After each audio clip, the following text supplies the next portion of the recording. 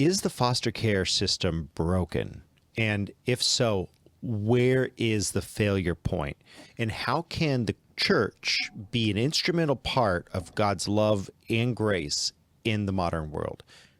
That's a good question. I'm glad you asked. Join us as we watch our culture stray further every day, and we try to combat that here on Further Every Day. Howdy, Jonathan Fiala for Further Every Day, sitting in the chair of philosophy and the chair of host today. I've got a full panel here. Got Miss Nikki to my right, as usual. Hello, how are you? Doing all right. Yourself? I'm good. Glad to have you there in the chair of theology. I'm glad to be here. Dealing with the reason why we believe what we believe. I'm sitting in the chair of philosophy, bringing the rigor of the Christian spring. To my left, I've got the Clint. I'm back. How are you, sir? I'm doing good. I'm doing good. I'm glad you're here. Yeah, glad in to the be chair here. culture. Okay, so culture is downstream of philosophy, which downstream of that is, of course, politics. And Steve, Well, yes. how's it I'm going? Politically incorrect here. Oh, no. So it is going absolutely marvelous. I mean, man, it's going. It's not a goal, Steve, but it does happen. It brings out a lot of things that need to be said that a lot of people are afraid to say. Mm-hmm. This is true. Or a lot afraid to be heard. This is true. So You're right. And some people that is need our to say goal. And that is our goal. We're not contrarian or provocateurs for the sake thereof, but for the gospel's sake. And to his Amen. left, we got Mr. Charlie in the chair of economics, downstream of it all. Greetings. How are you? I am doing wonderful, thank you. Glad to have you there. We are glad to be here. And you've got some really interesting Warm points area to be in. that you're going to bring at the end about solutions. So let's talk about that real quick. The most important thing is that we're not just smelling a rotten egg. Obviously, we all know the foster care system is broken. Right. The foster care system has its issues. And we're going to actually lay some of that out. Clint, this is actually your topic today that you brought. And we're going to kind of rattle off some of the stats, which if you haven't heard this, by the way, if you have kids in the room today, depending upon their age, your discretion, this is kind of a more serious topic. Yeah, it's pretty intense. What are some of the stats on this, Clint? So, children in the foster care system are 4 times more than likely to experience sexual abuse than their peers not in the foster care. Approximately 1/3 of children placed in foster care in the United States are abused. In 2019, over 672,000 children spent time in the U.S. foster care system. Okay, let's pause there real quick and let's think about that. What does that say about our culture and our society that we have 672,000 kids going through in 2019? Why are these kids being brought, Clint, into the foster care system in the first place? What's the purpose of foster care? So, for one, foster care is just to give kids the experience of having a loving family without the parents actually having the obligation of having the child. For one, that's one of the biggest reasons. Personally, I don't think foster care should exist. Personal opinion. Please don't hit me. Well, so yeah, and that's a good question, because the problem with foster care is that we're always creating a safe temporary shelter and harbor from abuse. Actually, Mr. Producer, you can pull up, just so people can see the website. St. Elizabeth's website actually has a really good the St. Elizabeth Foundation for Adoption versus Foster Care. I'm just going to read this real quick. There are many factors to consider when researching adoption versus foster care. One of the biggest differences between adoption and foster care is the duration of the child's stay. Okay. Adoption is a permanent decision. Depending upon the openness of the adoption, the birth parents may or may not remain in contact with the child and their adoptive family. The goal of foster care, however, you have to do Firefox regular. Yep. So you'll have to make that smaller or figure that out, Mr. Producer. I'll let you work on it while we're doing it. Don't worry too much, okay? The goal of foster care, on the other hand, is to give a child a safe and loving home until they can be, here's the issue, be reunited with their birth parents. In this environment, the family acts less as a parent to the child and more as caretakers during their time together. So one of the things that fosters have such a difficult time with is that they don't have the ability to discipline the child. Mm-hmm. That's what you call helping raise a child with 2 hands tied behind your back. I would agree. So, Clint, and just so people know, I'm sorry, I need to make a clarification here, because there's going to be people that are listening to this and they're going to go, "Oh, so we should be spanking them all the time." No, that's not what I said, and that's not what John Arthur said. what we said is that you have to be able to discipline. You have to bring in those things that can help change behavior. Sometimes it might be a spanking, but Correct. that's not the norm that you want to go to. So I just want to clarify, I'm not talking about that alone. Would you define discipline? I mean, what is it they say that you cannot do to the child? I mean, you can't spank the child, which, okay. You can't spank, and if you withhold certain things now, it can be considered emotional abuse, especially if it's tied to the child's identity. Yep. And that's a whole okay. different rabbit trail. We're going to talk about that with Steve in Okay. a little bit. But keep going on those stats.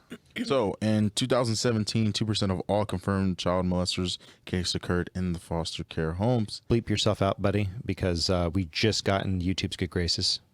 Oh, my bad. Don't say say corn, say people who hurt little kids, you know. Oh, there we go. Yeah. Okay. So in New York State alone, 10% of children in the foster care system are victims of, can I say those words? Abuse and neglect. Yeah. Okay. That's okay. That's okay. I'm That's getting okay. back in the swing of things, people. Okay. Yeah, I got you. Oh, you're good. We're watching. And then on average, one child spends 2 years in the foster care system and will move 7 times, destroying bonds and educational process, increasing his or her vulnerability to abuse. Okay, so that's important. Who here moved around when they were a kid? Did anyone here move around when they were a kid? Or did you have a steady home? Steady home. I lived in my birth home until I was 21. Yep. Okay. So that's huge for me. Imagine being moved 7 times in 1 year. My mom was, they moved 13 times during her schooling, K through 12. Now, you're talking about a time when it was very difficult to get work. So understand there's different complexities. Pair that with 7 different sets of parents, of authority figures in your life. Can't fathom that. So that's the biggest challenge with fostering. And can I ask a question? So you had mentioned earlier that you don't think there should be a foster care system. My question back to you would be this. Is it because it's so broken? Or is it because you really think there's alternatives that should be put in place or can take care of the need? Ooh, that's a great question. So, Let me start that, and then I want you to finish it. all right. Let me start that because I we going want the to same way? So what happened before foster care? Does anyone remember what was before foster care? Orphanage now. Orphanages. So think about orphanages. Think about the abuse that you had with orphanages, where you would end up. Generally, orphanages were a good thing, right? And some of the most beautiful stories that you have of human sacrifice, of people who are sacrificing their life and their livelihood to go work at a orphan home. That's what I'm trying to say. I gotta be really Yeah, careful. we're not doing nothing. They weren't No doing human anything sacrifice. tectonic. No. But people are laying down their lives in service of children. You have those in orphanages, but you also had horrible abuse and neglect, as seen like in the fiction story Annie. Right. So instead of that, they decentralized that power from one person being capable of that while we're waiting for adoption. And this is the problem I would have with foster, is that adoption is almost impossible. It is so hard to do for a foster parent. You know, as a one who's, I'm not super familiar with orphanages, but my grandfather on my mom's side grew up in an orphanage. Started by the time him and his siblings, about the time they were probably sometime in low elementary school, if you want to figure, and stayed there till they aged out. Yeah. And when they were young, at that time, in order for the orphanage to be able to maintain itself, they rented the kids out to do work in the community. And that's what they did. Yep. They rented those children out to work. So with that in mind, Clint, just wanted to get that all out there for the viewers and listeners out there. What would you, so you're saying you think foster care shouldn't exist, and I agree in a sense, but I don't know if it's practical. What are your thoughts on that? So my thoughts on the foster care system is, number one, that it doesn't give any obligation to the parents who are actually watching the kids. There's almost zero obligation, because once they're tired, they can send them off. Pretty much. It's pretty much the gist of the process, right? You have these kids, you agree into a certain amount of time, but if anything financially happens where you're no longer able to take care of the kids, they take the kids. Which, honestly, anyone can lie about their financial status. Anyone can. It's pretty easy. To me, personally, I don't think foster care system is the best option at the moment. If it was a lot better, yes, I would totally agree with it. If there was, So more you're not consequences. opposed to. I'm not completely opposed Okay. to Let's it, right? let's talk about what it's supposed to replace. Foster is supposed to replace the church's role in all of this. See, and you're going exactly what I was thinking about earlier, where we see so many different breakdowns in society today. It is because we have removed the church. You got that backwards. The church removed herself. Oh, thank you. That Actually, you're both wrong. The first, Oh. yeah, yeah. sit up and pay attention over there. Right. Biblically, it was family. So if something were to happen to somebody in the family, just like Mordecai and Esther, Esther was Mordecai's niece, and he raised her because her parents died. That's how that's supposed to work, and that's how it should work, is the strength of the family. Now, and there was a time where you didn't think about, do I have the money? Do I not have the money? You just took them in because, Right. They're family. read the Old Testament, that's just the way it was. So when that broke down, if there wasn't no family or present to take care of the child, then the church may step in. But what role was the church supposed to do? This is a child that needs full-time care. Can you find somebody in the church that's willing to take care of that person? But then you get to the point of who's doing the background check on the person of the church so that they don't harm the child. So there you go. You have a can of worms here. I mean, I absolutely agree with you. It is the extended family's job first, but unfortunately, what we've done is we've kind of had an interference in the sphere of the family by the sphere of government into the family structure, and what is happening is a direct result of a perversion of well-intentioned actions by people in the government. We're not saying that the government in all the social workers who are doing foster, we're not saying anything against them. If you're listening and you work in the foster system, we're not talking about you when we say that it's bad, not necessarily, unless you're one of those people. I doubt it, but if you are, et cetera. Calling y'all out.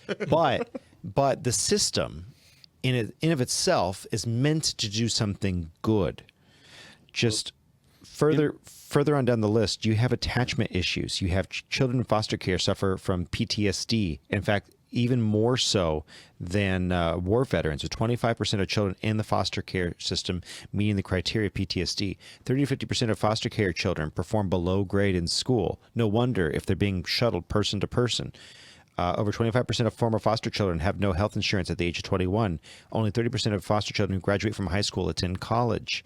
And by the way, you go back through it, 35% of males aging out of the foster care system are incarcerated. So you have this incredibly poor outcome. Now, in defense of the foster care system, why are they in foster care? Ooh, most of it's neglect. Usually it's neglect. Usually they have bad parents anyway, absentee or abusive parents. But the question is are we putting them out of the frying pan and into the fire? And at 25% rate of SA, Yes. You can make a pretty good case for that. I will say though, and this is just to make sure that people also understand, a foster care system, an orphanage. Let me deal with the issue of orphanage. An orphanage in the U.S. would probably be dramatically different than an orphanage somewhere else. I.e., I know of an orphanage in Africa. They literally, this is no joke, this is what they do. They will go and pick up babies or toddlers off the streets, give them a home, give them an education. This is a ministry. They now have over 200 students in their school, and they have got students that are now enrolled in college. That is effective work. Wasn't the movie? There was a movie based off that. No, the Machine Gun Preacher. I'm not familiar with that. Probably I will similar. say It's a story it that's could been be told similar, many yes. times. Yeah. That's a great movie, by the way. Great movie. Clint. Great movie. It But is. the key here is that when we look at some of the things that we're talking about, and we talked about the two hands behind the back. Mm-hmm. The U.S. has put in a lot of regulation around this, and some of it justifiably so. Yeah. I get that. When you're talking about a country like Africa, they don't have as many regulations. So when you've got an orphanage like the one I'm thinking about that is doing that kind of work, it works if you've got good, strong, moral people. And but that's what you've got. And also in Africa, though, if they catch you, they can just kill you and have very little repercussions of what happens. Depending on the country, yeah. Some countries, yes. This ministry has been around a long time. I don't know about that kind of thing. But if we're talking about picking up a child off the street, Even the Please. warlords tend to leave them. I was going to say it. Unless you, so one of the worst things you can do for a ministry like that, by the way, is set them up with solar and generators because, Yeah. if you give them something shiny, but generally outside of that sort of thing where there's something to rob or steal, Yep. generally the warlords will leave them alone. But just kind of looping back to the thought of this. So we have let's kind of lay the framework here. And then I want to go to the chair of theology. So we've laid out the foster care system. We're taking kids who are being abused and they're in the worst situation, and they have a 25% chance of recursive abuse. Okay. In the system, a lot of kids move 7 times or some of them more over the course of their teenage life. And this creates severe issues with abandonment. So in that, especially in young men, without a male role model that's a steady state, young men tend to need that, and 35% of young men coming out of the foster system end up in prison. So what I think we see here, I think we all agree, is a genuine failure of the culture to be anywhere near a level of godliness. There is no hope in the culture right now with what we see. And there are ways to fix this. I'm not saying that it's without hope, but what we see here is a godless culture, and this is the end result of that. We can make a difference, and we're going to talk about that in a little bit. But before I get there, some Christians, we really don't like to think about this. And in fact, it's much easier to write it off. We see the foster care system the way some people see disabled people, right? And I don't know if you've ever been in a wheelchair. Try it sometime. Sit in a wheelchair. It sucks. Go for 2 weeks, a month in a wheelchair. Yeah, Clint would have experience. I mean, don't get me wrong; it's kind of fun if you walk a lot, and then. But how do people view you? Right at Oh, first. it's just like, fun, oh, but that's about sorry. it. Yeah. How do people view you, when feel- you're in a wheelchair? After a while, you feel like you're in the way. You feel like, yes, you feel like you're a second-class citizen. And so we as Christians, we do that naturally because we're humans. But we also, I think we do that with the foster care system. We turn a blind eye to it. Yeah. And to adoption, et cetera. So moving over to the chair of theology, what does the Bible say in regards to the widow and the orphan? Well, in Psalms 82:3, it says, defend the poor and the fatherless, do justice to the afflicted and the needy. And then in James, it says pure religion and the undefiled before God and the Father is this, to visit the fatherless and widows in their affliction and to keep himself unspotted from the world. But the key thing is to visit the fatherless in their affliction. Well, I think that's telling you that to meet them where they have a need. That's what it's actually saying. And I'm going to suggest to you that if you were to study history, and if you go back, it was the church that voiced a lot of things about child labor in the early 1900s. the children that were sleeping on the streets.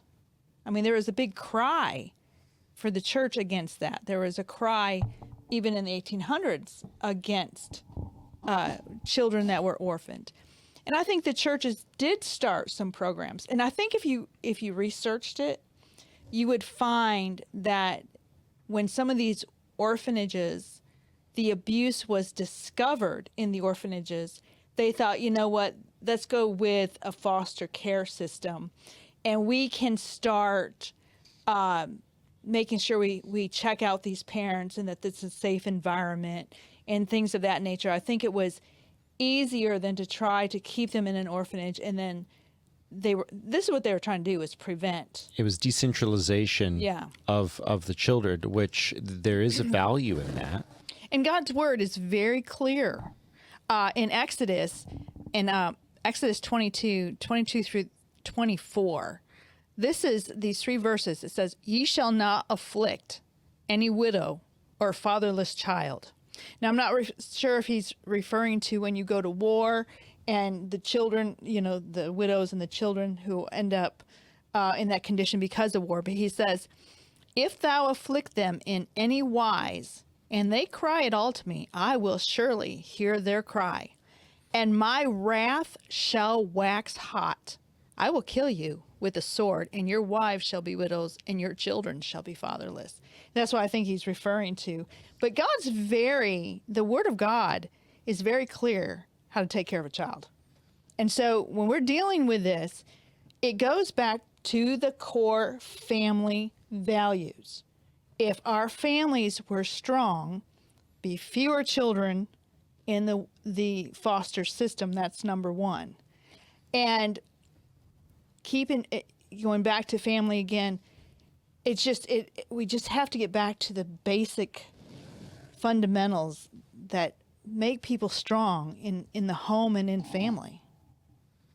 Amen.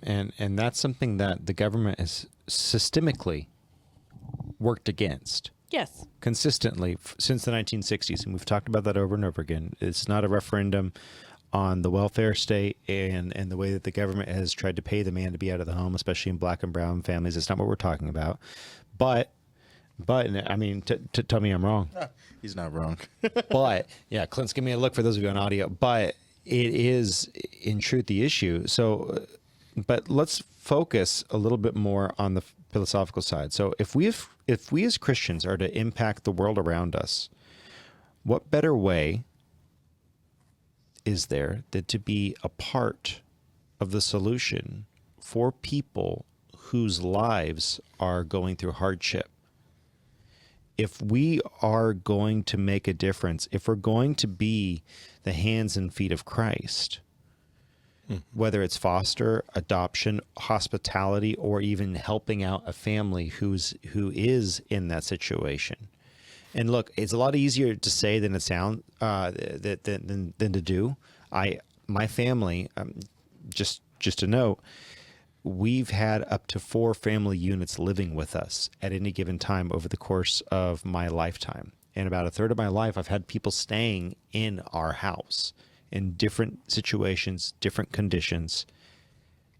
That's not because I'm special or good, but I am saying it is doable. The people that you have to say, look, you do have to contribute here. You do have to help. You have to buy some of the groceries. You have to help out with this, that, or the other around the house. But you're welcome here. And how many foster kids would be out of that system if the church was offering that kind of a hand to others? There's a lot. Yeah. Not all, by any stretch. No, here's the rub. I totally agree with that statement on the surface. Mm-hmm. The issue is the tying of hands.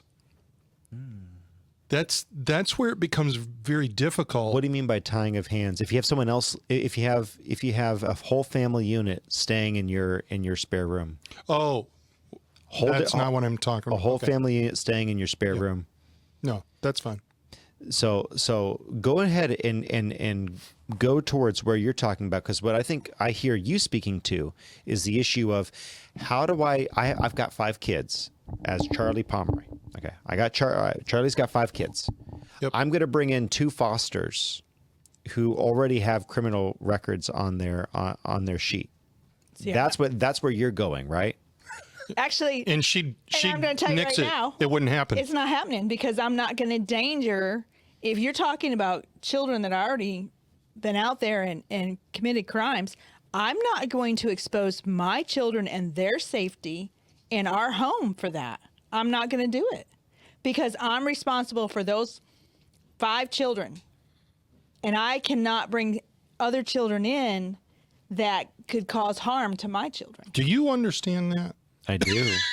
So this is where we Got get into that, it. man? though. You get, And you by get the what's way- happening here? And by the way, We're talking about that is how my parenting. parents decided to not adopt. And I got kids too. Nikki, so parenting. you saw the firebrand. So, and I agree with that. My parents took that tack, but what they did instead of adopting or fostering is they took in people, whole family units, people who had lost everything, and they could have ended up in the foster CPS system. Some of them did, and we got them out, and we kept the whole family unit together until they were able to get out of our house.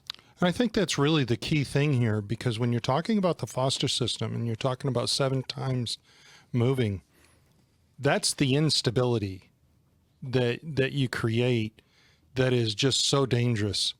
And when I look back, by the way, for those of you that like musicals, The Newsies is a great one on the issue of orphanages. Entertaining, but it's eye-opening. If you sit back and just see what's going on, you kind of go, how in the world did they get away with this? This is insane. Like feeding tranquilizer darts to the orphanage. Well, here's the key when you're talking about this segment of society, if I could word it like that. What are kids? They are vulnerable because they do not have the ability. They're not strong enough to stand on their own, speak on their own, and make clear and make a decision for themselves. There's a power dynamic issue. There is. And that's where the foster system is totally screwed up because we don't have a government. By the way, I'm from the government and I'm here to help. Run. And let me flip that on its head real quick. yes, Then you've got Charlie. families Totally agree. with Miss Nikki goes ahead and she says, you know what, God is leading me to do that. I've got the kids. They're all old enough now. I feel like they're going to be okay. I've got 2 18-year-olds. I can take in this 14-year-old. And this 14-year-old screams abuse. What do you do then? Because all of a sudden, even though you provided a home, a loving whatever, and just to get her jollies off or his jollies off, this kid cries abuse. So you have that system as well that's in place. So it is not something to take lightly. But what we find here is we as the church really need to be salt and light. A, B, if you do decide to foster, it can be a very beautiful thing, but make sure that you count the costs. Yeah. We have friends that they did foster care. They were in their 50s when they started doing this, and they ended up adopting 4 children. And the twins she got at birth because they found cocaine in the mother's system. So the children were put in foster care, and she kept them for a year. The mother went through rehab, but then the parents got custody of the children, and they never came and picked up the children. Oh my gosh. So after a few years, No surprise. yeah, she went to court to sue for custody of the children. And it took a little bit, but she did get custody of the And they're the boys. thriving. And you have to Oh yeah. fight. Oh yeah. Oh yeah. And they were in their 50s. Their children were gone, and they just thought, we have all this time. Let's take some foster care, some children in foster care, and they took in 4 and kept all 4. So my cousin up in Arkansas, his wife, they had 2, and then she had ovarian cancer. And, at the end of it, they wanted more kids, but they were no longer able to have any. Praise God, she's alive and physically well for the most part. She, she has her struggles still, but it's good. They took in 2 little girls first time. And from a crack mama, the whole story, kids went back to the abusive home. You want to talk about tearing up her heart. His heart too. I mean, both of them. It was awful. But Gayla's the one that really, it hurt her. A couple of years later, her kids walked up to her, and she has a little boy, a little girl. They walk up and they say, "Mom, when are we going to foster again?" She goes, "What do you mean?" She said, and the little boy says, "We have to be Jesus's light in someone else's life." So they took in 2 more. Both of those young men, one of whom was he has an ocular implant or not ocular, was it cochlear implant because he was beaten to so badly by his dad. And the other one, the older one, was put back with his dad, the same dad, and the little boy went back to his mom. And these 2 boys were basically drug out, screaming, "Mommy and Daddy," talking about my cousin and his wife. By the way, it doesn't matter, but those 2 were of the darker, the more melanin in their skin. And that's something we're going to talk about in just a moment. That's something that the entire system really looks down upon. Yeah. So we're going to get to that in just a minute. But I want to move to the chair of culture for a moment. So I don't know if anyone's been following the news lately on Kristi Noem. Did anyone see that story with Kristi Noem? I haven't heard. I heard it, but I don't know the whole. So Heard about it. what's the short version, Charlie? Oh my gosh. She spoke about putting down a dog. Yeah. Shooting the dog. Now, that's it. That is exactly gosh. what happened with the liberal progressive left. You shot a dog. The conservative right too, though. We're apoplectic. Yeah. And don't get me wrong, I'm a big dog lover. I love a good dog. And by the way, before you dogs. go any further, for those of you that are listening and don't know about this, don't turn this off until you listen to the whole thing. Because that is exactly what happened with this story. And it was stupid. So this dog, just so that everyone understands, this dog killed livestock. Say what? This dog killed other animals. Whoa. You're saying the dog was hunting other animals that I owned. Is that what you're telling me? Or somebody else? Somebody else No, owned. it didn't The hunt 'em. dog committed murder. The dog committed murder. Chewed him up Went and just slaughtered for fun. these animals. Okay, go ahead. Keep going. For fun. Did not eat the meat, just killed other livestock. Oh, And this is a dog that is owned for the exclusive purpose of hunting / running livestock. That's the purpose of the dog. The dog is on the farm for that purpose. The dog is killing other people's animals. Okay. Can I just be clear here? I guarantee you, I would drop that DOG as quick as I could get my hand on that thing.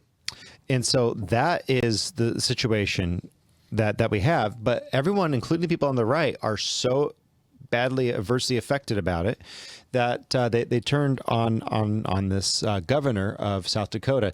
But I don't want to speak to this myself. I do want to pull up the words of Matt Walsh, Mr. Producer. If you can pull up, we're going to start this clip at 9:59. And I really like the way that he put it. He showed a little bit of an inconsistency.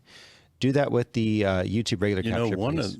of the problems you got is the difference between people who have country idea and views that live out in the country on farms and people who live in a city and think meat is procured from the grocery store and not from don't the farm. understand anything about country life. All they understand is living in the city That's right. and walking down to the corner tell store you and what. picking up what they need. This is gonna upset so many people. Dogs don't go to heaven.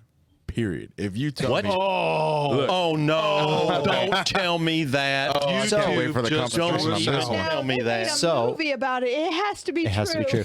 no, that dog was extremely bad. We're off the rails here. Okay, so by the way, All Dogs Go to Heaven, a very fun movie by one of my favorite animators of all time, Don Bluth. But But let's go ahead and Yes, play this they because do. Matt Walsh points out an inconsistency that I think is really important for us to bring up here. I think it's worth mentioning. Go ahead. Consider the fact that several prominent national politicians have in recent years admitted to getting abortions. And one example is Representative Pramila Jayapal, who wrote about her abortion story in the Washington Post in 2019. Turn that YouTube and according down to Jayapal, her just a first bit. child, who now supposedly identifies as non-binary and who Jayapal refers to as they throughout the article, had a difficult birth and wound up in the NICU for a few months. Eventually, Jayapal divorced the father of her child and met somebody else. And then she conceived another child with the new man, but decided that she was going to kill the child because she didn't want to potentially go through another difficult birth. And you might find some similarities here in the reasoning. Kristi Noem killed her dog because it was difficult. Jayapal killed her child because she thought the child might be difficult. And you probably don't remember this story about Jayapal because there wasn't much outrage in response to it. She didn't trend for days on end. She wasn't condemned by both sides of the political aisle, or even one side, really. There was nothing like the anger and vitriol being directed at Kristi Noem. The public, to include conservatives, have proven to be far, far, far, far less accepting of politicians killing dogs than of politicians killing their own human offspring. Pause it. In fact, Jayapal... So you might be wondering, why did we put this in the show map for this show? We're talking about foster care. Why are we talking about that? Well, I think in this last week, we had a really good crystallization, and Walsh puts a thumb on it pretty well. We have kids in the foster care system who are 25% more likely to be abused. And when we talk about abuse, we're talking about SA, okay? We're talking about permanent deleterious damage. Some of this abuse happens when they're 2 or 3 years old, where if they live from the hemorrhaging, they are permanently damaged. I don't want to be too graphic here, but I just want you to know it's like this is what we're talking about. And when was the last time you heard anything in the news about the foster care system and It the doesn't make news. It doesn't make news. There was It one doesn't. case that You're right. there was one that did though. when it's heinous, and we're going to talk about one or two of them in a moment. Terrible. But it takes months or years. But as soon as you hear about a farmer putting down her dog, okay, and by the way, putting down a dog, not an intelligent thing to put in your book. I'm just going to say, Kristi Noem, I don't want you to run for VP or anything else ever again because you're so stupid that there is no reason to bring that up. It is one of the most, in America today, like one of the silliest things you can do is say, oh yeah, I put down my own animal. I think Go I ahead. Disagree with. you. Thank you. Thank you. No, you two disagree. you shouldn't be news. Yes, but it you know shouldn't what? be news. Well, I agree. Just with you. like- It Hold should be on. news. Just like abortion Let her talk. should be. Let her speak. Hold on. Let me ask one question. Have you read her book? Not yet. Thank you. Have you? Have you? No, but I'm not going to say but that you know what? she did a foolish thing. We need to know the context. Well, she might agree. get more sales because of this. But I will tell you, I lived in the country. We did not tie our dogs up. Our dogs run free. And so my dog would come and go. Yep. Right. Well, one day, my dog disappeared. We didn't know what happened to our dog. Well, come to find out, there was some problems going on with the farmers. There was this gang of dogs that were living in the woods. And they were coming out at night, and they were taking down the cattle. And they were like, they were not just feeding on the cattle. They were just killing the cattle For sport. for sport. Well, the farmer went out one night when the dogs came. He shot them. Yep. And he buried them. Yep. And then some months went by, and he finally told my dad that one of your dogs was one of them. And my dad came home and told us, and he said, nobody cries. He said, I would have done the same thing. Amen. And so there was never any hurt feelings because that farmer's livelihood was those cattle. That's biblical. Right. That's And so- exactly right. That's biblical. I So lived that. I'm not saying that Kristi Agreed. Noem did anything foolish putting down her dog. That's not what I'm saying. I'm not going to. I know. But what I am saying is there are some things that are in the American psyche. If you're an intelligent politician, if your goal is if you're in it to win it, there's things that you just don't say. Okay? There are things I that you still don't want to say. read the book. if you say like, yeah, I'm not going to try to make an example because the more of those you make, the more awkward it is. I'm just going to say there's no reason for you to talk about that. It certainly seems on the surface It's an that was a unforced foolish move. Walsh said it correctly. Is the worst unforced error of recent memory. There's no reason to make What that. it does is it shows the ridiculous stupidity of the American culture and a lot of people out there that think Correct. it is okay to accept the abortion and killing of babies than it is A dog. over Boom, a baby. dog. Give me that. Give me Right? that political it. incorrectness. That's yeah. it. And that's the difference. And so I mean, come on. People's livelihoods. so the death of a dog outrages people more than hundreds of thousands of babies that are killed every single year in utero. Right. And by the way, if you are still pro-choice, but you're kind of on the line there, do me a favor and watch. There's a great film. It's called The Silent Scream. And if you want to save yourself just a little bit of angst, okay, go ahead and watch it, and you will see what a baby does when they are torn apart in the womb. And you will see the silent scream of that infant as he or she is trying to get away from the forceps. So I highly recommend that you watch it. I think all Christians should watch it. If you have not yet, you actually should. Your stomach should turn over. With the foster care system, pulling it back to here, our stomachs should turn over. yeah. Our stomachs should turn over. We should be upset about this. So the government has kind of come in and attempted to fix this. But moving over to the chair of politics, Steve. Yes, sir. We've seen that the government has tried to put in more laws. Oh. But what? That was the understatement. That's all Sorry. it does. Also, in news, water is wet. Government's made more laws. No, wet is a sensation. Water is not technically wet. Thank you very much. Wet is a sensation. You are not technically wet. That's true. It's only a sensation, and it is only a part of your feeling. And technically, I'm gonna say I this. didn't hit you Ten- because no, our technically- molecules I'm gonna never say this touched. once. I'm going to say this once. If you are fully submerged underwater, you are not technically wet.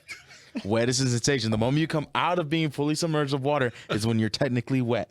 Thank you very Oh, man, much. we- What are digress. you when you're underwater? You're just underwater. You've lost total control, John Arthur. The audience over there is looking at us like, what are you guys talking about at this point? Wait, I can make it more chaotic. The reason why, so No, don't do that. wait, No, just No, move. wait, move- watch. but let's move on. look, The two subject words. is getting Gabriel out Fernandez. of hand. Do y'all remember him? Gabriel? Gabriel Fernandez. Fluffy? No. No, don't know. It was. Don't know.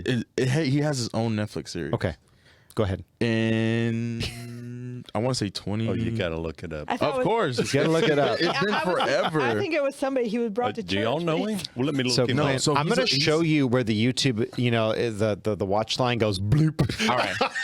I'm down. Okay. Okay, let's hear what he has to say. Now you have to listen. He's an 8-year-old boy who was brutally abused by his mother, who had forms of neglect, and his stepfather, who abused. The final time he had his physical or the autopsy, cracked skull, BBs. He was kept in a cabinet filled with banana peels. His sister tried to take him out several times. They called CPS, everything. They couldn't get him out because the system failed on him. The system there to emplace him failed on him. Typical. And I'm here from the government. many things went wrong in that court case. It is, if you have time, watch the Netflix series. It is So, heart wrenching to Clint, watch. find that and give me the put it in link, the and we'll show. drop it in the description below. Yeah. So And- if it's not in the link, if it's not in the description, it's Clint's fault. Here- Moving over to And here over to comes Steve.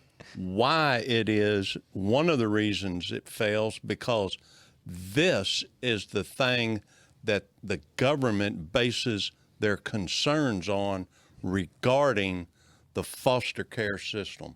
This is what their concerns are. They passed a law, the Biden and Harris administration.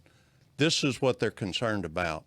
They want to make sure the LGBTQ plus minus and a half people, okay, represented, the children that say, how do you want to say, They want to transition.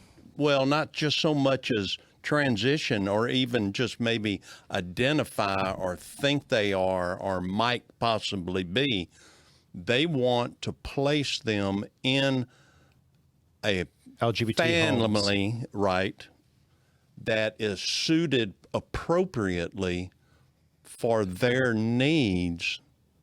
And you have to be considered, you have to go through a designated placement and satisfy certain conditions.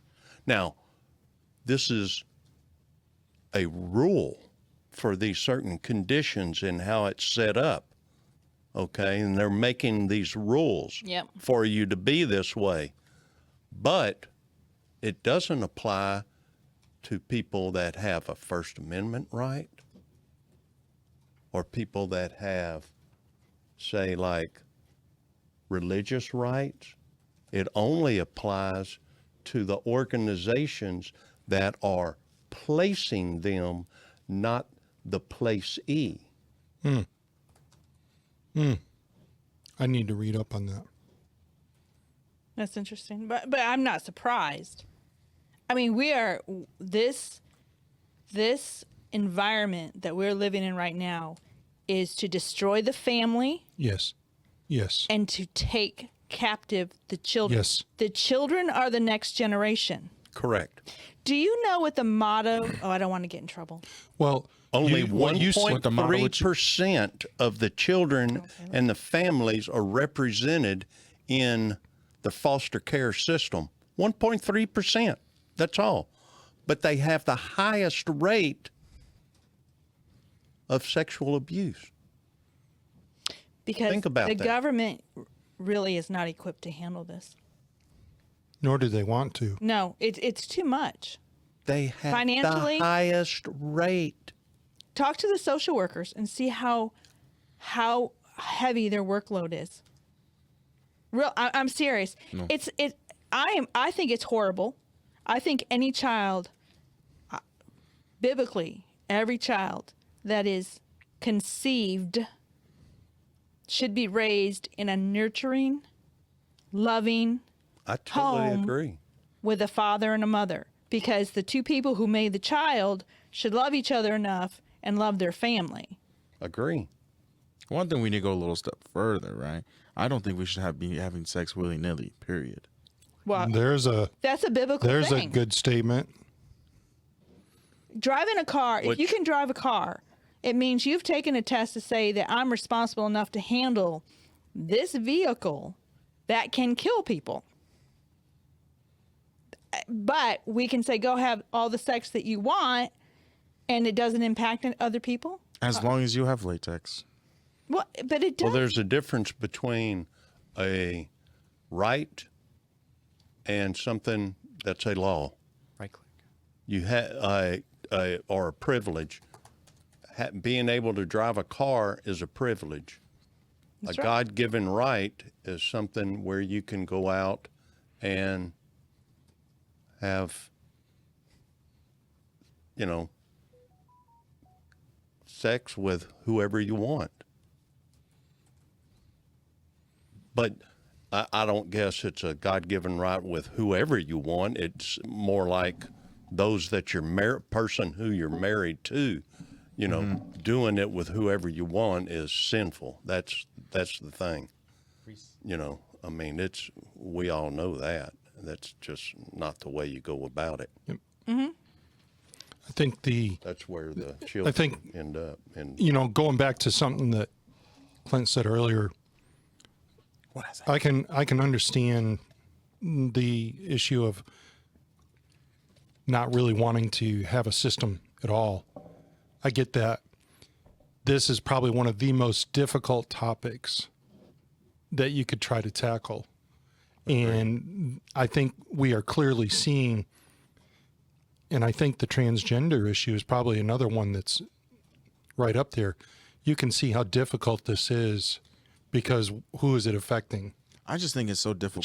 Children. Yeah. Yes. So many people have their hands in this cookie jar trying to get one cookie. Can we all just put our hands out the dang cookie jar and let one person grab the cookie? Because that's what, in all honesty, that's what's happening, right? The government wants to do this, but there's all these other side hand organizations that are also trying to solve this problem that are failing. And so the government's like, oh, you're failing. We're going to put a law to block you more. And then now we got, hoops, rings, psychological tests, and all this. It's so much. But there's zero actual consequences. Yeah, and I'm wondering if a person who fathers a child should be held to a higher punishment than just child support. That's Yes. That's hard. That's hard. That's a slippery slope. Very. But I don't believe that any man should have the right, or a woman, to walk away and not be held accountable in some way or another for the child. Okay. God holds them accountable. Question. What about a lesbian couple who uses a sperm bank? Should the father now be held? They just tried to do that recently. Well, Did you see that? Yeah, I saw that too. So the- there's a post on this where gosh. these two women came together into a union, and they had the sperm donated, and then now one of them leaves, says, I have no cause for this child. It's fine. It's all yours. Bye. And the other lady goes, well, no, you have to pay his child support. No. I have no legal obligation. I was not involved in it. You were the one who carried the child. And so the one that carried the child is now trying to sue the sperm donor Well, when you do a sperm donor, there's papers that you sign. that you sign that you can't come back. You can't come back. Yeah. Now, do I believe in a sperm donor? I think there are situations where a husband and wife can't consent. We're not going down this rabbit We're not going to go down that road, but Let's come back. Let's come back to the issue. So Back to foster care. Mr. Producer and I were typing Maybe back and next forth topic. there. So Stay tuned. we kind of got into a bit of a rabbit hole while Mr. Producer and I were talking. Mr. Producer, go ahead and pull that up.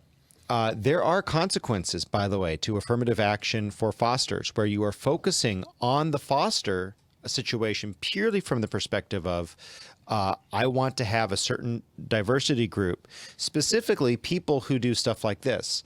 And if you don't remember this story, we did talk about it a few years ago, but you've got a couple of men who pimped their kids out to people who like children. And these two boys, whose faces are blurred if you're watching this on video, were taken. So just because they're part of a individual group, just because they're on whatever scale de jour is favorable, doesn't mean that they're going to be taken care of. And that's where the government fails. Thank you, Mr. Producer. And I don't, it's not the government's entire fault, because they're acting like lost people and they don't have the answer. The church is the one that has really failed in this, and failed in Agreed. providing that hospitality for families that are broken, for watching out for kids. And then you've got kids who, CPS, I hate CPS. I don't think it should exist, but I do think that we should actually have something where we put people who are filling their kid with BBs, right? Like that, they're shooting their kid. That person should be strung up. Their thumbnails should be torn out of their sockets, and they should be stripped down alive, with their skin hanging off and hung for everyone to see in their glory at the gate. And we say, this is what we do to people who abuse kids. Like, Mr. Producer just had a visceral reaction there. That's the reaction people should ground have. Hornets would like that. If you strip their skin down, they come and Ground hornets. yeah, they come and get all Nibble? that blood and meat and stuff and take it back good to stuff. their. But that verse that Nikki brought out earlier, where God said, I will kill you and I will. That's and God's heart. That's pretty severe. Our children, That you will is. answer. It says, fathers, provoke not your children to wrath. You can't take that lightly. If you are a parent who, I'm not saying that there's not perfect parents. I understand that. But I'm saying a loving, nurturing home where that child feels safe, where that child Right. knows that they're going to be shelter and there's love and there's caring going on and they're provided for. That's the home that God designed for every child to have. If a woman loses a husband and she is with her children and cannot afford them, the church, her family first, needs to step in and help provide. The church then can step in and help provide. And that's where we really need to be. So how has the church come into this equation? Well, in some ways, it actually is. We're seeing a revival of a little bit of that. And Mr. Charlie, we're going to pull up a clip here so that you can kind of speak to this. But Mr. Producer, if you can pull up that YouTube video, and this is titled, again, link in the description below, as always. This is titled the Foster Care Crisis on YouTube. And the stats here are over 400,000 kids in foster care. We're going to watch the first 2 minutes and change of this. Go ahead and play that. This is what people are doing, and here's some of the stats. How would you describe what that moment is like when they tell you that they have to take your children away? Time feels frozen in that moment. Everything's completely different than what it was before. This is Alexis. 6 years ago, her children were removed from her home and placed with the other 400,000 children in the U.S. foster care system. There are horrible things that happen to children that should never happen to anybody. And those kids need to be removed. But the majority of the time, they want to provide for their kids, but they couldn't because of the circumstances related to poverty. This is Adrian Lewis, and he has a vision to fix America's foster care system. It begins with real-time support to families in crisis. So I'm starting to see so many of these alerts pop up from all over the country. Wow. Care Portal is getting over 100 requests every single day from government agencies all over this country. We have found a way to leverage technology to bring disconnected people around serving families in crisis. Just coming alongside a family with the resources you have can be the difference between a family staying together or kids having to go somewhere else.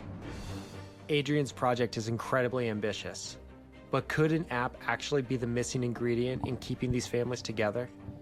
The only constant my children ever had was me, and that was taken away from them. This is Stand Together Presents. Stories, ideas, and advice from changemakers tackling our biggest challenges. The foster care system is the most strategic place for systemic change in our country. Why? Because 50% of the homeless, 65% of girls rescued from sex trafficking raids, and 75% of those incarcerated, they all spent time in the foster system. Like legit, I think the problem that I hear you guys saying is when the agency enrollment happens, like you're on that page. We have these world-class platforms like Uber and Airbnb. They have created value because they are bringing together multiple sides of the marketplace to do something together. And Care Portal is the same thing for the social sector. And one day I'm sitting in my office and the vision that God gave us was how to connect kids and families in crisis with a church in proximity that wants to help to do the very thing that is so close to his heart. Okay. To care for the most vulnerable in our midst. That Mm-hmm. That is what we need. And it's not the app. It's the engagement. It's not the solution. It's a part of the solution. The app, fine, cool. Yep. Good on you, and I'm sure you're making a lot of money as a not-for-profit. Good for you, and I'm happy for you. Awesome. The church becoming involved and engaged in it. That's the only way that app works. And it's just an app. It's just a thing. But we as a church need to embrace stuff like this when it comes by and not lose it. I think there's two things. Oh, sorry. Go ahead, Charlie. I think there's two things that the church has been behind the eight ball in. One is how to coordinate on a mass scale to respond to disasters. So this last week, we had major storms in the Midwest. Well, those towns and communities, they're sucking air right now. They're hurting. And the thing is, they're not hurting just for the basics. And let's talk about the basics. What am I going to do for where I'm going to sleep tonight? What am I going to do for meals for the next few days? Those are all immediate things. The church as a whole should be getting together and coordinating and working together to how to respond on things like this. So example, here in the Houston area, we have an organization called Houston Responds. And guess what they do? Houston area churches come together. It does not matter what we believe doctrinally. We are coming together to work together to respond. That's good. Number two, technology like this is absolutely important. And I think as a church, a local New Testament church, we don't utilize it enough. I'll give you an example. We are not accustomed to working with suicidal people. And yet, there is a person that has developed an app where Christians can get online, be connected to somebody that is suicidal and seeking help. And it's making a difference. It's making a huge difference. That's the kind of thing that technology can do. And I think in a situation like this, where he's trying to pair up churches with requests for help, bada bing, bada boom. That is a really good thing to do. Here's also another thing, politically incorrect as I am. Here's a guy that lives in a city who lives apparently fairly well. You look at how he lives, how he dresses, and he talks about people in poverty and not being able to take care of their children. So he's going to create this app because of the failing foster care system, and it's failing people in poverty. And some of these kids, we got to take them away because they're in poverty, because they're not getting what they need. How does he know that? Well, no, he doesn't know that. Let me tell you something. Positive. He's part of the NGO. I understand. Okay. Now, here's the thing. Because that's the government that's doing that. And you and I are in agreement. The government probably shouldn't be doing that. I know. But he's putting out this app, and he's talking about people who are in poverty. Yeah. And removing some kids from this because they're in a poverty level. Well, guess what? I know a lot of people that are out in areas that are poverty stricken.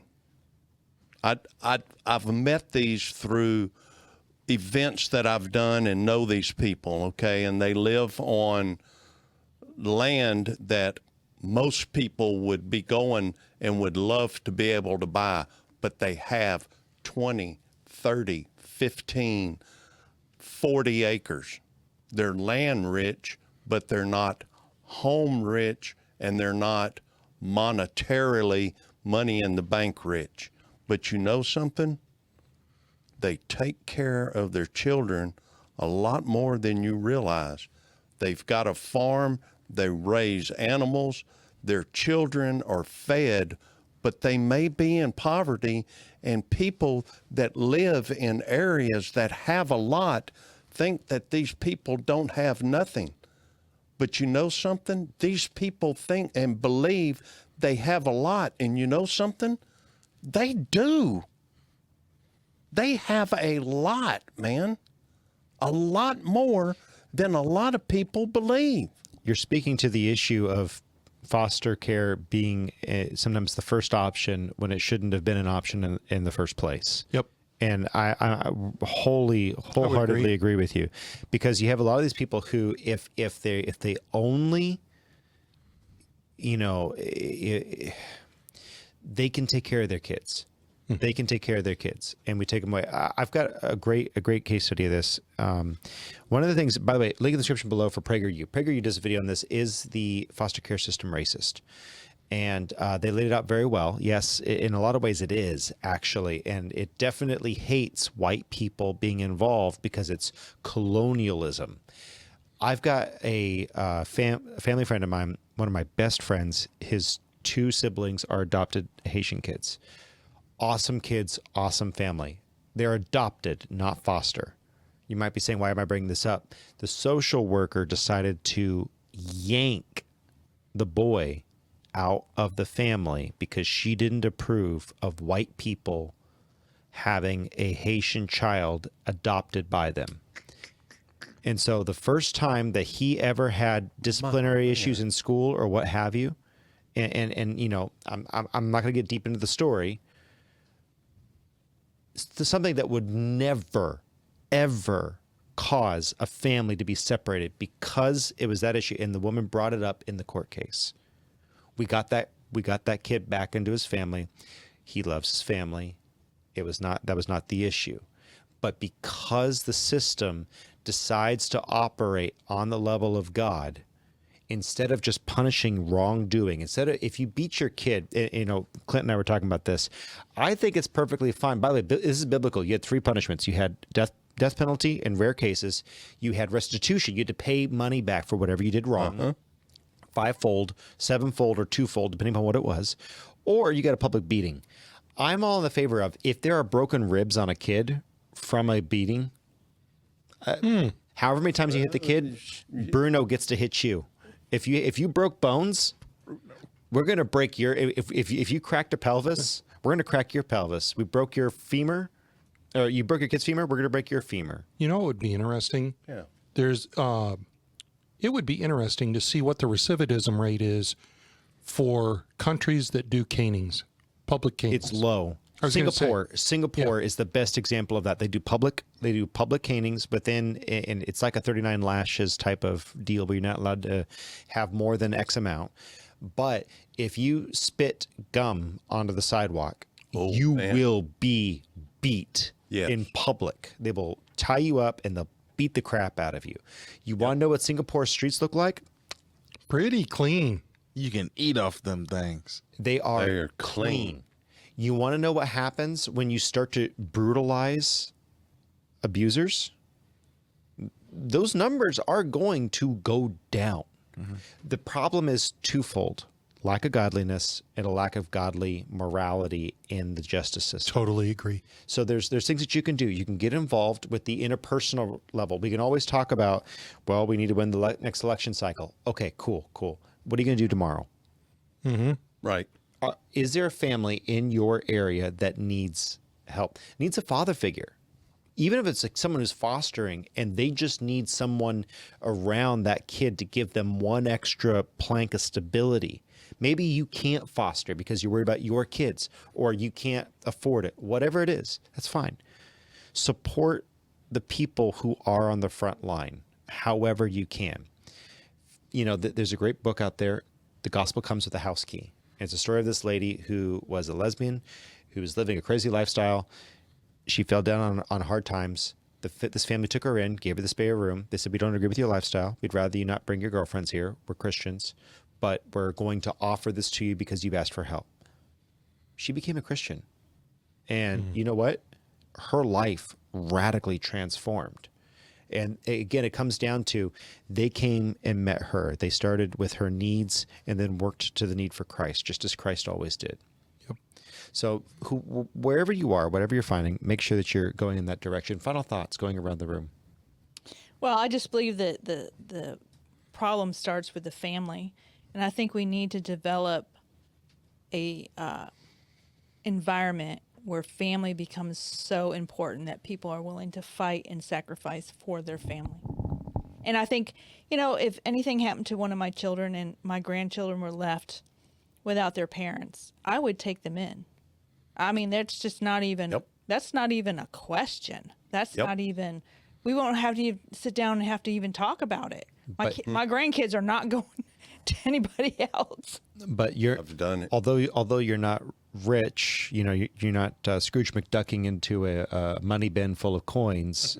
You have a stability in your life that comes from godliness. That's right. And I meant going to foster care is what I'm talking about. If it was another family member that, you know, wanted to take care of them and they're good people. Some people can't afford that, but part of it comes from a lack of planning, foresight, and good choices. But even when you're in that situation, God can provide. Consider taking in your family. Amazing ways. Clint. So the one thing I think y'all should really chew on is the statistics on why children end up in the foster care. Getting something to chew on there. Not my phone. All right. So Okay. 63 is neglect. 36 is parent drug abuse. 12 is actually physical abuse. And what that guy doing is amazing, right? But he's only attacking 9% of the problem, which is poverty. And then 7% of child behavior. Yeah. So we need to make sure that we're actually punishing wickedness in this Yes. nation. Yep. At the end of the day, if you're going to ask someone that's not a part of godly culture to love someone else, where do they get that from? What example do they actually have on loving someone else either than their own needs that isn't from coming straight from God? Mm-hmm. In many cases, it comes from the people around them that are, when you see a change in someone's life, it comes from the work of the Spirit that comes through the body of believers. Yep. Make sure you're that light in people's life. Amen. Steve, final thoughts? Yeah. Like this one story that we talked about with the two husbands that had the two boys that they, Abused. did. Yeah. And not only that, they had a magazine Yeah. and stuff. And I mean, but what we need to hear more of is not just these events, but what happens to them. Not just that it happened, but There needs to be follow-up. Exactly. Needs to be more follow-up on what ended up happening to them. Here's the thing. How much are they going up on what's going up on Trump and following it to hope to find out what's going to happen to him and how he's going to be sentenced? You don't hear it on this kind of stuff. Last time I looked, there wasn't a diary about him touching his daughter at 14 in the shower, but that's another conversation for another day. Exactly. Just saying. And nothing was ever followed up on that. Just so, saying. You know. But anyway, yeah. Exactly. So Follow up. my point. Indeed. Exactly. Mr. Charlie. I think there's been several things brought out here. I think we have to understand God's heart in this, and it is strong. It is very strong. We need to be taking care of our kids. We're not. Number two, I think the issue of punishing wrongdoing has got to be done. That's why this country is really in the situation that it is right now. It is not punishing wrongdoing. And just for everybody to understand, I don't care what side of the political aisle. If you did something wrong, you should be punished. Correct. Period. That's what would happen to me.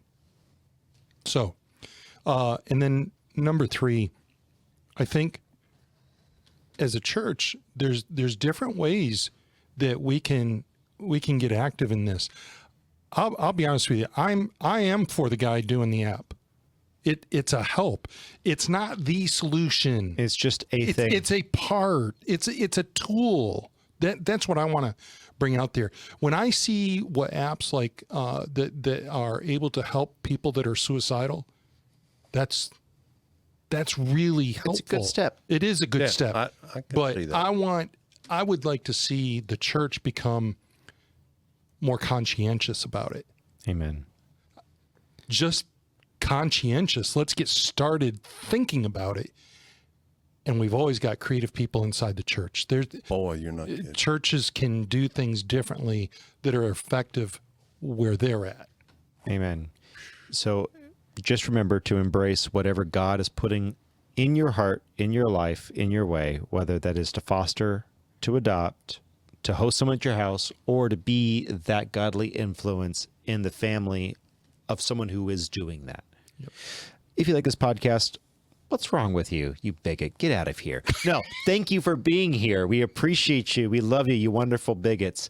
At least that's what the world will call you. If they'll call me that for doing what we're doing here, then I'll take the badge. Like, comment, share, subscribe, all that good stuff. YouTube, we are finally at a YouTube penalty box. We are getting some of your views again, so thank you. Rumble is growing. Rumble is rumbling. Rumble's rumbling. I like it. So I was noticing that today. if you're on YouTube, gotta what are you sign doing up. here? Rumble. Get over to Rumble. The water's I got to warm. get over. Water's warm. I got to Again, rumble. Hundreds of thousands of views. As long as you're not or downloads. downstream. Yep. Hundreds of thousands of downloads on the audio. Thank you. You can find us anywhere where podcasts are found. We love you so much. Thank you. Goodbye. Bye. Thank you. Bye. All right. If you're still here, we did put you to sleep, or you are our super listener. Around the room, favorite childhood memory. Favorite, the one that pops out to you, childhood memory that just pops out to you. Miss Nikki. I think I would, at the moment, the thing that comes to mind is that I lived in the country and we had a lot of freedom. So my cousins and my sister, we would go to, we called it the crick. Not the creek, it was the crick. New Yorkers. Crick. Yeah, it was just. You'd go to the creek. Sounds like the hood, if you ask me. Yeah, Like, it ran behind our house, and then it would go through the whole neighborhood. And sometimes we'd walk the whole thing, through the neighborhood and stuff. But playing down by the creek, my mom always said, you always went down there in spring and came home wet because you fell in, or it was. That was there.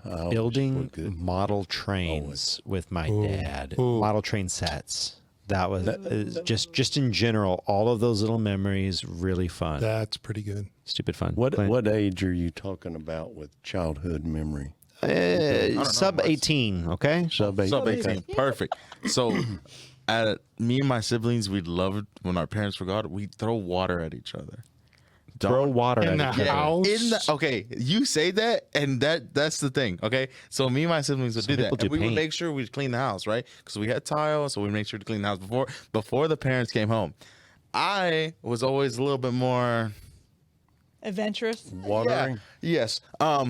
So You weren't I did getting not anybody know. wet, So the was way you? the house set up was there was a door to the living room. There's a door that closes and that leads to the hallway. So my sister was on the living room. She had the door closed. I had a thing of water waiting for her to open that door, unknowing that my parents had just came home. And then who proceeded to open the door became very wet at the end. And it was not my mother nor my sister. Get wet. Oh, yes, you can. No. He wasn't fully wet as it says. Oh, I'm not going to get into It's this. not with him. wet. Oh, I had splashed my dad. And oh, my goodness. There you go. I was like, ha! Ooh. The moment I splashed him, I proceeded to run very fast. I would. Yeah. And my dad was like, never again. I would. Brother Let's Steve. just say we had a lot. Yeah, mine was when I lived on the bayou in Bridge City. Okay. My brother and I would go out every afternoon or every day we'd get home from school and jump in the boat and head out and go fish. Good stuff. And oh God, we caught so many fish. Man, we had to get an extra freezer and put it in the fridge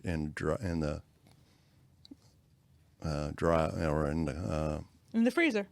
No, in the what you call it for the car garage. Sometime I'll have to tell you the story. Couldn't think there. The story about my dad going diving for a chair that fell out of a boat, and there was an alligator gar that rubbed him up pretty good. He was pretty mad at me because I knew that there were gar in there. I told him, don't go in there. And he goes, well, you didn't tell me that wasn't why. I said, Dad, I told you not to go in. Anyway, going over to Charlie. Gathering sap for making maple syrup. Oh, wow, cool. Yeah, That's pretty cool. I bet that was. Did you do that with your dad? Oh, it was a family Did you thing. have one of those Family, little hook uncles, thing and that you cousins. scraped? Cousins. Huh? Did you have one of those little things that Oh, went it was over and all just- mechanical. So we're talking drilling the hole with a hand drill, Fancy. tapping, and putting the hook on, putting Yep. the pail on it, cover on it. Oh, that is so cool. oh wow, that is Yep. cool. That's Charlie. legit. And we Yeah. would make anywhere from 30 to 60 gallon a year. I'm not going to lie to Wow, you. that It is sounds cool. fun, but it sounds also like a lot of work. So I think I'll just Let me watch just say, someone doing it. and by the way, parents, don't be afraid to let your kids work. Amen. Correct. Because you're right. It was a lot of work. It's good. But I guarantee you, my maple syrup was probably better than anything that you guys would have had put on pancakes. I bet it was. Yes, sir. But it was. So Oh, I can just. we've had Rai, the producer guy, in the producer chair all this time. So thank you, Rai. How's it going, bud? It's going good, sir. So what is your favorite childhood memory, my friend? Probably have to be, I think I was 11 or 12. My aunt and uncle, they have 5 daughters, and only 3 of them were with them at the time, but they came down for Christmas. And for New Year's, we got to go back with them to Kansas. And a couple of my other cousins came along. My aunt called it Camp Cousins. And we did a lot of fun things there. I remember getting up early in the morning and having conversations by the fire with my aunt and uncle and one of my cousins. And then one day they had a huge backyard at the time. We did some archery. We shot BB guns in the backyard. New Year's, they had a bunch of friends come over. We played games. Did you shoot each other? Did y'all have BB gun wars? That would be considered child abuse. I'd like to assume. My cousin Just taught saying. me to shoot a BB gun at a tree. Okay. No BB gun wars? Nope. Oh, We literally Sissy. just had We a conversation of child We abuse. actually What is had, happening? my uncle had like targets that were filled with like hay or something. Yeah, We shot yeah. at those. And New Year's night, we had s'mores. We played some games. I was taught how to play pool for the first time. all right. That's a good memory. Yeah. And So did y'all camp in a tent or no, we did not. in the house? One night, it was great. One night, my cousin made cookies. She burnt the first batch, had to make a whole new one. It was great. Okay, so he remembers a lot of this. I was going to say, he's ready to write a book on this one. I know. So tell us in the That's comment cool. section down below your favorite childhood memory. We love you so much. Spill the tea. Yes. Bye. Bye. Bye. Bye.